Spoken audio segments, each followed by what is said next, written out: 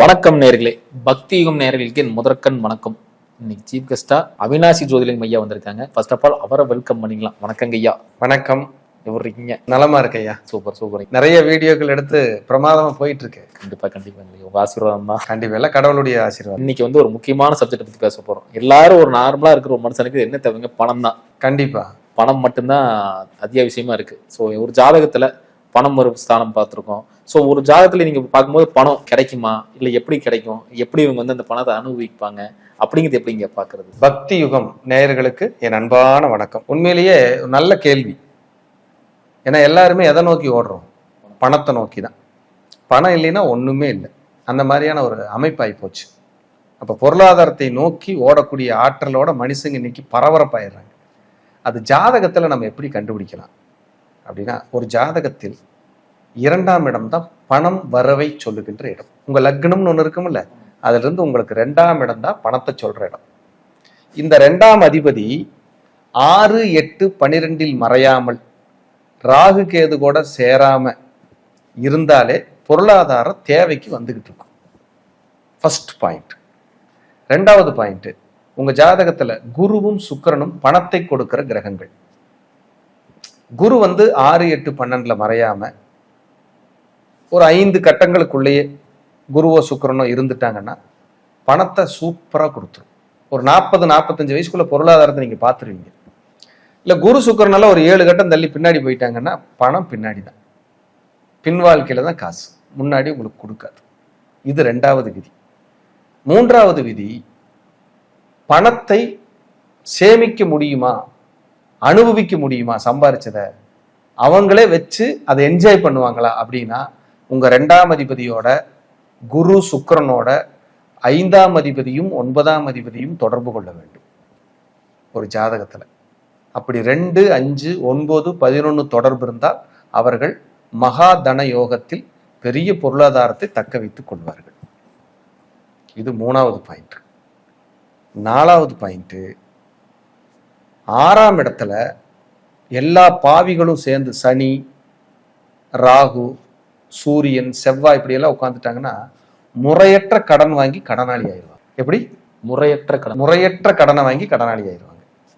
6ஆம் இடத்துல சுபர்கள் இருந்தா சுபத்துக்காக கார் வாங்குறேன், வீடு வாங்குறேன், நிலம் வாங்குறேன்னு கடன் வாங்குவாங்க. உங்க ஜாதகத்துல சூரியனும் 5ஆம் அதிபதியும் பலம் பெற்று இருந்தால், நல்லா கவனிங்க, சூரியனும் உங்க லக்னத்திலிருந்து 5ஆம் அதிபதியும் பலமாக இருந்தால் நீங்க கடனை வாங்கினா கடனை அடைக்கிறதுக்கு உங்க ஜாதக ரீதியா தகுதி இருக்குன்னு அர்த்தம். நீங்க கடன் வாங்குறேன் அடைச்சிருவனா, தாராளமா அடைச்சிருவீங்க. இந்த விதி இருந்தா அடைச்சிடலாம். இது ஓப்பனாவே சொல்லி தந்துடுறேன். எல்லாம் ஜாதகத்தை வச்சு பாத்துக்குங்க. நீங்க என்கிட்ட ஜாதகம் பார்க்க வரணுங்கிறதே இல்லை, ஓப்பனா சொல்றோம், பாத்துக்குங்க எல்லாம். அடுத்தது, இந்த 9ஆம் இடம்ங்கிறது பாக்கியம். 9ஆம் இடம்னா பாக்கியம். 5ஆம் இடம்னா அதிர்ஷ்டம். ஒருத்தருக்கு அதிர்ஷ்டம் வேணுமா வேண்டாமா? கண்டிப்பா. பாக்கியம் வேணுமா வேண்டாமா? இந்த 2 கிரகம் கெடக்கூடாது. உங்க லக்னப்படி 5 குடையவர் பலவீனம் ஆகக்கூடாது, 9 குடையவர் பலவீனம் ஆகக்கூடாது. குரு கூடையும் சூரியன் கூடையும் ராகு கேது இணையக்கூடாது. இணைஞ்சவங்க எல்லாம் காசுக்காக நிச்சயமா கஷ்டப்பட்டவங்க தான். இதுல எழுதி வச்சுக்கோங்க எல்லாம். இல்ல காசை சேமிக்க எங்களால முடியலைங்கிறவங்க எல்லாம் சுக்கிரன் ராகு, சுக்கிரன் கேது, குரு ராகு, குரு கேது, சூரியன் ராகு, சூரியன் கேது, இந்த 3 கேட்டகரி இருக்கிறவங்க பொருளாதாரத்தை சேர்க்க விடாது, பொருளாதாரம் கிடைக்காது. யாருக்காவது ரிஷபத்துல குருவோ சுக்கிரனோ உங்க 2ஆம் அதிபதியோ இருந்தால், சிம்மத்தில் குருவோ சுக்கிரனோ உங்க 2ஆம் அதிபதியோ இருந்தா, தனுசுவில் குருவோ சுக்கிரனோ உங்க 2ஆம் அதிபதியோ இருந்தால், கும்பத்தில் குருவோ சுக்கிரனோ 2ஆம் அதிபதியோ இருந்தால் நிச்சயமாக நீங்கள் செல்வந்தர்களே. உங்ககிட்ட காசு கண்டிப்பா இருக்கும். அடுத்தவர் காசாவது வச்சிருப்பீங்க. அவர் என்கிட்ட ஒரு 10 லட்சம் கொடுத்து வச்சாரு, இல்ல வாங்கிக்க, நான் அப்புறம் வாங்கிக்கிறேன்னு சொன்னாரு, இப்படியாவது வாங்கிக்குவீங்க. இல்லைன்னா நீங்க எங்க கேட்டாலும் காசு கிடைக்கும். இது எல்லாமே ஜாதகத்துல அப்படியே அழகா பார்த்துட்டு வரலாம். உங்களுக்கு உங்க 2ஆம் அதிபதி எங்க உட்கார்ந்து இருக்காருன்னு பாருங்க. உங்க அந்த 2ஆம் அதிபதி உட்கார்ந்து இருக்கிற இடத்துக்கு 9ஆம் இடம் வலுக்கணும். 2ஆம் அதிபதிக்கு 9ஆம் இடமான பாகிஸ்தானம் பலம் பெறணும். நீங்க காசு கஷ்டப்படவே மாட்டீங்க, சூப்பரா இருப்பீங்க. உங்க 2ஆம் அதிபதி மூமெண்ட்ல போய் அடுத்து தொடர கிரகம் சுக்கிரனாவோ புதனாவோ குருவாவோ சுபராவோ இருந்தா காசு பணம் உங்ககிட்ட இருக்கும். காசு பணத்துக்காக நீங்க யாருக்கிட்டையும் கையேந்தவே மாட்டீங்க. சூரியன் நல்லா இருந்தா நிரந்தர வருமானம் உண்டு. 2ஆம் அதிபதி 5, 9, 11 இருந்தால் நிரந்தர வருமானம் உண்டு. 2ஆம் அதிபதி 3 இருந்தால் வருமானம் ஏற்ற இறக்கமாகத்தான் இருக்கும். 2ஆம் இடத்தில் புதன் இருந்தால் வருமானம் ஏற்ற இறக்கமாகத்தான் இருக்கும்.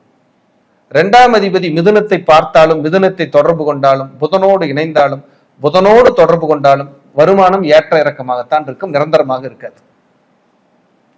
2ஆம் இடத்தோடு சந்திரன் தொடர்பு கொண்டால் 15 நாளைக்கு வருமானம் சூப்பரா இருக்கு, 5 நாளைக்கு போராட்டமா இருக்கும். 2ஆம் இடத்தோடு சூரியனும் குருவும் சம்பந்தப்பட்டால் உங்கள் வருமானம் கௌரவமாக இருக்கும். எப்படி இருக்கும்? கௌரவமா இருக்கும். மாசமான எனக்கு ஒரு தொகை வந்துருதுன்னா சூரியன் நல்லா இருக்கணும், ஏன்னா அவர் தான் மாத கிரகம். டெய்லி எனக்கு காசு வந்துட்டு இருக்குன்னா சந்திரன் நல்லா இருக்கணும். வருஷமான எனக்கு ஒரு வட்டி வருது, வருமானம் நல்லா இருக்குன்னா குரு சூப்பரா இருக்கணும். எப்படி பிரிச்சிருக்காங்க பாருங்க. வருமானம்ங்கிறது பணம்ங்கிறது சாதாரண விஷயம் இல்லை. குபேரன் அப்படிங்கிறது சந்திரன். யாரு? சந்திரன். குபேரன்னா சந்திரன் தான். ஏன்னா சந்திரனோட ஸ்தலமே திருப்பதி தானே. அப்ப குபேரன் எங்க இருக்காரு? அங்கதான் இருக்காரு. அப்ப சந்திரன் நல்லா இருந்தா தான் நீங்க காசை சேமிக்க முடியும். சந்திரன் கெட்டு போச்சுன்னா காசை சேமிக்க முடியாது. இந்த விதியை இதுவரைக்கும் யாரும் சொன்னதே இல்லை. நான் சொல்றேன், அனுபவத்துல சொல்றேன். எத்தனை விஷயங்கள் இருக்கு பாருங்க. இதையெல்லாம் பார்த்து உங்க ஜாதகத்துல ஒரு 10 விதிகள் தான் அதிகபட்சம். இந்த விதிகள் இருந்ததுன்னா நீ காசோட தான் வாழ்வ, கவலைப்படாதீங்கிற. நான் ஜாலியா இருங்கிறேன். இல்ல எனக்கு பொருளாதாரமே இல்ல, போராட்டமா தான் இருக்கிறேன்னா நான் மைனஸா எதெல்லாம் சொல்லிட்டு வந்தேன்னா அது பூரா உங்க கட்டத்துக்குள்ள இருக்கும். இதை தாண்டி ஒண்ணும் இல்லை. அப்ப என்ன பண்ணலாம்? பொருளாதாரம் நல்லா இருக்கணும்னா மகாலட்சுமி வழிபாடு வெள்ளிக்கிழமையான பண்ணுங்க. வியாழக்கிழமை 6:30 மணிக்கு குபேர வழிபாடு கண்டிப்பா பண்ணுங்க. 2 நெய் விளக்கு ஏத்தி குபேரனுக்கான பிரார்த்தனை பண்ணிட்டே வாங்க. எல்லா ராசிக்காரங்களும் செய்யலாம். வருஷம் ஒரு தடவை திருப்பதி போயிட்டு வாங்க. இதுவும் கேட்கணுங்க. இது சமயமா நிறைய பேர் சொல்றாங்க இந்த ராசிக்காரன் தான் போகணும், இந்த லக்னக்காரன் தான் போகணும் அப்படிங்கிறாங்க. அது எந்த வகையில் உண்மை? என் அனுபவத்தில் அப்படி இல்லைங்க ஐயா. எல்லாரும் போயிட்டு வந்துட்டு தான் இருக்கிறோம், நல்லா தான் இருக்கு. ஒவ்வொருத்தருக்கும் ஒவ்வொரு கருத்து. அந்த விமர்சனத்துக்குள்ள நான் போக விரும்பல. திருப்பதி வேங்கடவன் பொருளாதாரத்தை கொடுப்பவன், மகாலட்சுமியை ஹிருதயத்துல வச்சு வாழ்ந்துட்டு இருக்கிறவர், இருந்துகிட்டு இருக்கிறவர். அத்தனை காசு பணம் பொருளாதாரம் ஒருத்தருக்கு வேணும்னா அங்க செல்வாக்கா இருக்கணும். அது இருந்தா தான் வளர்ச்சி. ஸோ அவரை போய் கும்புறதுல எனக்கு தெரிஞ்சு தவறில்லை அப்படிங்கிறது என்னுடைய கருத்து. அது போக உங்க 2ஆம் அதிபதினு ஒருத்தர் இருப்பார். 12 லக்னத்துக்கும் 2ஆம் அதிபதினு ஒருத்தர் வருவார். அந்த அதிபதியை அந்த கிழமையில போய் கும்பிடுங்க, அவர் கண்டிப்பா காசு கொடுப்பார். ஜென்ரலா மகாலட்சுமி பொருளாதாரத்திற்கான கடவுள், பொருளாதாரத்திற்கான கடவுள். பொருளாதாரத்தின் சின்னங்களாக பார்க்கப்படுவது ஆந்தை, மயில், யானை. இதெல்லாம் பொருளாதாரத்திற்கான சின்னங்களா பார்க்கப்படுது. எவ்வளவு விஷயம் இருக்கு தெரியுங்களா சார் ஜோசியத்துக்குள்ள? உட்கார்ந்து ரசிச்சு எடுத்துக்கிட்டே வரலாம். அப்ப பொருளாதாரத்துக்கான மூமெண்ட் இதுதான். வாய்ப்பு கிடைக்கும் போது பொருளாதாரத்தை பத்தி இன்னும் விரிவா பேசுவோம். இதுவே மேக்சிமம் விரிவா பேசிட்டேன். இதுலயே எல்லாத்துக்கும் புரியும். அவங்க ஜாதக கட்டத்தை எடுத்து வச்சு அவங்களே பார்த்துருவாங்க. இனி நம்ம கிட்ட காசு இருக்குமா, இனி இருக்காதா, பொருளாதாரத்தோட வாழ்வோமா வாழ மாட்டோமா, இந்த கிரகம் நமக்கு சப்போர்ட் பண்ணுதா இல்லையா, இத்தனையும் அவங்களே பார்த்துக்கலாம். ஒன்றும் பயந்துக்க வேண்டியதில்லை. கடவுள் எல்லாத்துக்கும் வாழ்றதுக்கு காசு கொடுப்பார், கொடுக்காம எல்லாம் போக மாட்டார். நம்மளுடைய திட்டம், நம்மளுடைய எண்ணம், நம்மளுடைய விஷன், நம்மளுடைய ஒழுக்கம் கரெக்டா இருந்தா பொருளாதாரத்தில் மேம்பட்டு வாழலாம் என்பது என்னுடைய தனிப்பட்ட கருத்து. மீண்டும் ஒரு நல்ல பதிவுல சந்திக்கிறேன். ரொம்ப ரொம்ப நன்றிங்க ஐயா. அடுத்தடுத்த காணொளியில் பார்க்கலாங்க ஐயா. வாழ்க வளர்க.